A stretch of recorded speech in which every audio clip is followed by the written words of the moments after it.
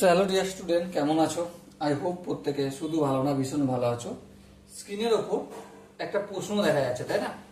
এই প্রশ্নটা আমরা মন দিয়ে প্রথমে পড়বো, বুঝবো, তারপর অঙ্কটা করার চেষ্টা করবো। ওকে, কি বলেছে দেখো। বলেছে যে 5 সেন্টিমিটার ব্যাসার্ধ যুক্ত একটি বৃত্তে জ্যা এর দৈর্ঘ্য 8 সেন্টিমিটার।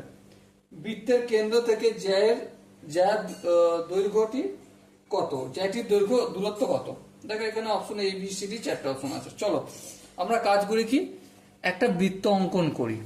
এই বৃত্ত, এই আমাদের জ্যার দৈর্ঘ্যটা কত বলে দিয়েছে দেখো, 8 সেন্টিমিটার এ বি। আর এখানে কেন্দ্র থেকে এই জ্যায়ের একটা বিন্দু বি, এখান পর্যন্ত আমি কি করলাম, একটা ব্যাসার্ধ অঙ্কন করলাম। ব্যাসার্ধটার দৈর্ঘ্য কত? 5 সেন্টিমিটার লিখলাম। এবারে কেন্দ্র থেকে এই এবি জ্যায়ের উপর লম্ব অঙ্কন করছি।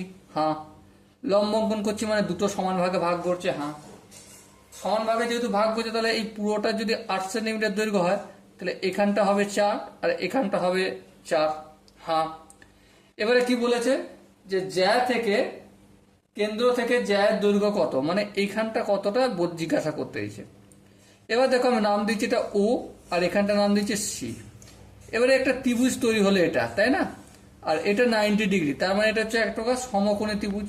তাহলে ত্রিভুজ ও বি সি এর মানে সমকোণী ত্রিভুজের অতিভুজের স্কোয়ার মানে 25 প্লাস লম্ব স্কোয়ার, লম্ব বলতে আমি ওসিটা ধরছি, ওসি স্কোয়ার প্লাস ভূমি স্কোয়ার মানে 4 স্কোয়ার মানে 16।